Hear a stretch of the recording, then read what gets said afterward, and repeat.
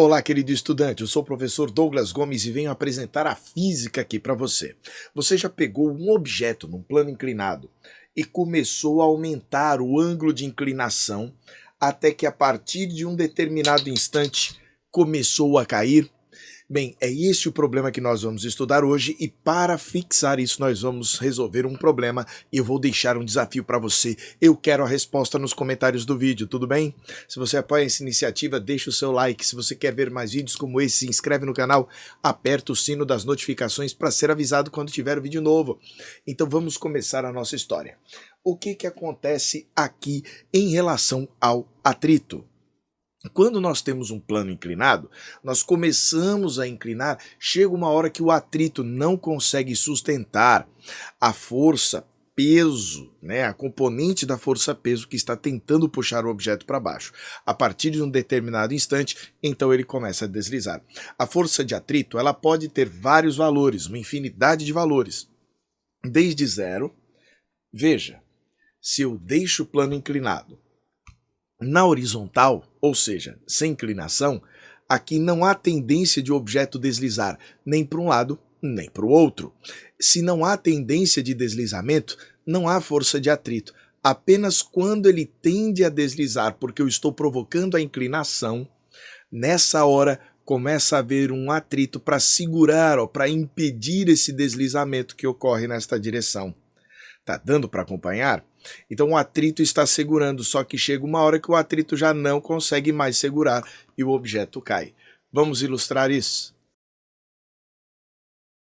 Aqui neste exemplo, você deve estar observando um bloco sobre um plano horizontal.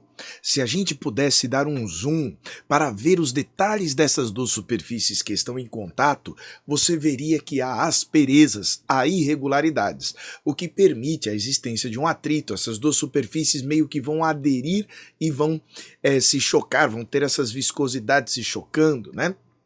Bem, o que vai acontecer se eu começar a puxar este bloco? Se eu começar a fazer alguma força aqui, puxando este bloco para a direita, por exemplo, vai surgir uma tendência de deslizamento. Se a força for pequena, o atrito aqui entre as superfícies consegue segurar. Então você faz uma força F, o atrito consegue segurar e manter o objeto parado. Por outro lado, se eu começar a aumentar esta força F, o atrito ele também vai aumentando. Então você aumenta a força F e o atrito aumenta para equilibrar esta força F. Mas chega uma hora que o atrito não aguenta mais. O atrito tem um valor máximo que ele consegue suportar, entre as duas superfícies, sem deixar que deslize. Se você fizer uma força muito intensa, vai acontecer um deslizamento. Douglas, qual é o valor máximo de força que o atrito é capaz de suportar? Depende de duas coisas: das asperezas, que vai ser representada pelo coeficiente de atrito entre as superfícies, e vai também depender da força normal de contato. Como assim? O atrito é força de contato, mas o atrito é tangencial às superfícies. Existe uma outra força de contato que é perpendicular, que é a força com que uma superfície vai de encontro à outra. Esta força é chamada força normal. Quanto mais intensa a força normal, mais essas asperezas, essas rugosidades vão se encaixar e mais intenso vai ser o atrito máximo suportado entre as superfícies. Por essa razão, existe uma expressão que você tem de aprender agora. Quando um objeto está apoiado sobre uma superfície, a superfície exerce esta força que perpendicular a ela, daí o nome normal, a palavra normal significa perpendicular à superfície, e esta força normal aqui, neste problema em especial, é que não vai deixar o corpo cair, portanto ela vai equilibrar o peso. Mas o que vai acontecer? o atrito máximo que se aguenta entre as duas superfícies depende desta força normal com que a superfície está empurrando o objeto. A gente diz que se você tentar deslizar a sua mão uma sobre a outra, sem pressionar muito, é fácil. Quando você pressiona, é mais difícil deslizar, o atrito ganha mais intensidade. De tal forma que se equaciona da seguinte maneira o máximo que o atrito pode atingir. Então, a força de atrito máxima entre duas superfícies vai ter um módulo, veja, eu estou falando do módulo, eu estou falando da intensidade, vai ter um valor máximo que é igual ao μ estático, é o chamado coeficiente de atrito estático, vezes a tal da força normal. O que isso quer dizer? Isso quer dizer que quanto mais intensa a força normal pressionando uma superfície contra a outra, mais intenso é o valor máximo do atrito. E vai depender deste μ, que é o coeficiente de atrito estático entre as superfícies, que vai depender do quão ásperas essas superfícies são. Pois bem, num plano inclinado, a coisa muda um pouquinho. Neste caso, nós inclinamos o plano e deixamos de fazer aquela força F. Nem vamos precisar mais, porque na hora que nós inclinamos o plano, o peso vai ter uma componente puxando este objeto para baixo, fazendo com que ele tenda a deslizar aqui para baixo, como vocês estão vendo, de acordo com a figura. Douglas, então o atrito surge contrário a essa tendência de deslizamento. Está aqui o atrito. A força normal é perpendicular à superfície. Então, se a superfície inclinou um certo ângulo θ, a normal inclinou junto com ela. A normal aqui, se você for ver, ela deu uma inclinada também. θ, ó, este ângulo que a normal girou, foi o mesmo ângulo θ que a superfície girou, porque a normal está sempre perpendicular a esta superfície. Até aqui estamos bem? O segundo passo para resolver o problema é decompor esta força-peso, pegando a componente que está descendo o plano inclinado e a componente que está aqui, colando o objeto no plano inclinado. Observe que a gente vai trabalhar nestas duas direções. Uma delas é a direção do próprio plano e a outra a direção perpendicular. Douglas, por quê? Porque é mais conveniente. A gente aqui já tem a força normal e o atrito nessa direção, então nós vamos colocar, nessas direções, então nós vamos colocar o peso também decomposto nestas duas direções, que são perpendiculares entre si. A gente observa que o ângulo daqui para cá é aquele θ, ó, são opostos pelo vértice. De tal maneira que a componente colada no ângulo, se você quiser aprender um pouco mais, eu vou deixar o card aqui do nosso vídeo a respeito de vetores. Então você vai ter aqui o ângulo, a componente que está colada ao ângulo fica P cosseno. É assim que a gente memoriza de forma a ter acesso mais rápido à informação para resolver com maior velocidade a questão. Então, P cosseno, componente colada.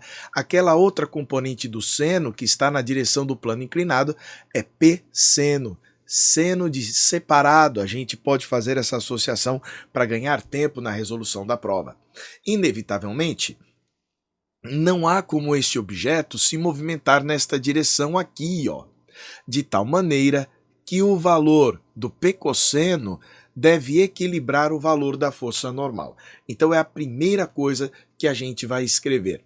O valor de P vezes o cosseno de θ deve ser igual ao valor da força normal. Por outro lado, para também haver o equilíbrio, a gente precisa que o valor do peso vezes o seno de θ equilibre o atrito. Então aqui a nossa força de atrito. Estas são as condições para que não haja deslizamento. Ah, certo. Vamos deixar isso por escrito. Por outro lado, a gente sabe que o máximo que o atrito vai aguentar vai ser quando este ângulo θ for máximo. E quando isso acontecer, o corpo vai se encontrar na iminência de começar a deslizar. O que nós vamos fazer agora? Nós vamos pegar estes resultados, este aqui, e substituir aqui, ao passo que este outro resultado nós vamos substituir aqui, na condição em que o atrito será máximo, o ângulo será também máximo. E assim fica a nossa expressão. No lugar do atrito, P seno. No lugar da normal, P cosseno. Mas não se esqueça, nós estamos colocando aqui já no caso máximo. Nós estamos com o máximo valor que o θ pode ter sem acontecer o deslizamento. O bacana é que peso cancela com peso. E na hora que eu passo esse cosseno dividindo para o outro lado, olha que interessante, vai ficar o seno do θ dividido pelo cosseno do ângulo θ deve ser igual ao coeficiente de atrito estático. Então, quando esse tipo de problema aparecer, veja, seno sobre cosseno é o quê? Tangente. Então, quando ele estiver na iminência de deslizar, quase deslizando, já vai escorregar, você pode dizer que é porque a tangente deste θ, que já está no seu valor máximo possível, se igualou ao coeficiente de atrito estático entre as duas superfícies com as quais nós estamos trabalhando. Douglas, isso vai me ajudar a resolver questões? Vai. Agora veja que interessante, quanto maior for o coeficiente de atrito, maior vai ser o ângulo que você vai conseguir inclinar.